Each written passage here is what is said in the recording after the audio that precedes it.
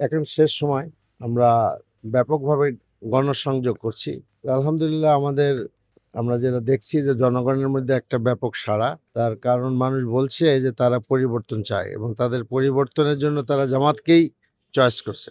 আর হলো ঢাকা বারের অনেকগুলো সমস্যা আছে।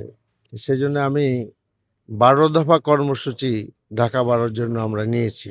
তো মোটা দাগে যেটা বলা হয় যে নাম্বার 1 হলো আপনার চাঁদাবাজি আর সন্ত্রাসবাজি। এটা সকলেই জানে যে ঢাকা বারোতে একটা ব্যাপক চাঁদাবাজির সমস্যা আছে কারওয়ান বাজার, মহাখালী বাস স্ট্যান্ড সহ অন্যান্য জায়গায়।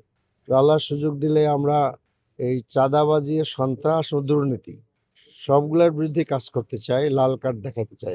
দ্বিতীয় যেটা প্রবলেম হলো আমাদের এখানে মাদক।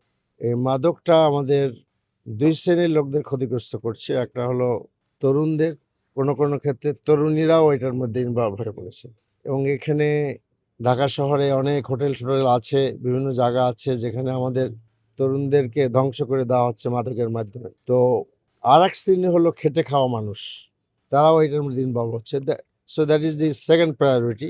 থার্ড হলো আমাদের গোটা এলাকা জুড়েই কয়েকটা সমস্যা আছে। যেমনটি আপনি বললেন, গ্যাসের সমস্যা, এরপরে পানির সমস্যা, সুয়ারেজের সমস্যা, আর একটা জলবদ্ধতার সমস্যা। এটা আছে। তো আমরা একটা ইঞ্জিনিয়ারিং টিম গঠন করেছি। ধীরে ধীরে আমরা সেবা যেসব প্রতিষ্ঠান দিচ্ছে লাইক তিতাস এবং আপনার ওয়াসা, সিটি কর্পোরেশন, তাদের সাথে আমরা এনগেজ হতে চাচ্ছি এবং আশা করছি যে এর একটা সমাধান পাওয়া যাবে। কঠিন হবে না। আমাদের এখানে আরো একটা সমস্যা আছে, দুটি বলা যায়। একটা হলো আপনার এই তেজগাঁ ট্রাক স্ট্যান্ড। এ সম্পর্কে এখানে তাদের রাখা না রাখা এগুলো নিয়ে একটা দ্বন্দ্ব সংঘাত আগেও হয়েছে, উচ্ছেদও হয়েছে। তো এইখানে আসলে একটা বিকল্প আমরা করতে চাচ্ছি। উচ্ছেদটা কোনো সমাধান হয় না। কারণ এটা আমরা উচ্ছেদ করার পরেও দেখেছি সেটা বন্ধ করা যায়নি। আবারও চালু হয়েছে। Same Mohakhali bus stand. তো মহাখালী বাস স্ট্যান্ড একটা বৈধ বাস স্ট্যান্ড, কাজেই সেখানে ফ্যাসিলিটেট করতে পারলে ভালো হয়। আর এখান নিয়ে কথা আছে। মালিকদের জায়গা আছে, অনেক কিছু আরকি।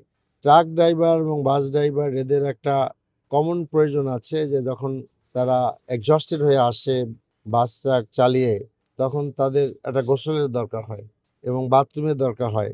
৪ টে খাওয়ার প্রয়োজন হয়। শীতকালে গোসল করতে হলে একটু মানে গরম পানি হইলে ভালো হয়। তা আমি ভাবছি যে এগুলো খুব কঠিন কাজ না। এগুলো করা যাবে, প্রয়োজন আছে আরকি। তো এরপরে আমাদের যে এখানে খেলার মাঠের সমস্যা আছে। এক কথায় বলতে গেলে যে আমাদের এই এলাকার যে ৩,৩,৩৩,০০০ তো ভোটারই আছে। মানুষের সংখ্যা অনেক বেশি।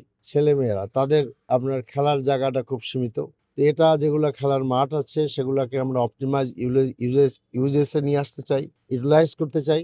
আর হলো এখানে আমাদের শিল্প অঞ্চলে অনেক মাঠ আছে। যে মাঠগুলা সাধারণের জন্য উন্মুক্ত নয়, সেটা যদি আমরা একটা আলাপ আলোচনার মাধ্যমে উন্মুক্ত করতে পারি তাহলে ফ্যাসিলিটি এখানে বাড়বে আরকি। তো আরেকটা কমন জিনিস আমি করতে চাচ্ছি, ইন এভরি মাঠ, এভরি ফিল্ডে মেয়েরা যেন একদিন আপনার খেলার সুযোগ পায়, বেড়ানোর সুযোগ পায় বাচ্চা-কাচ্চা নিয়ে। এগুলো আমাদের করতে হবে।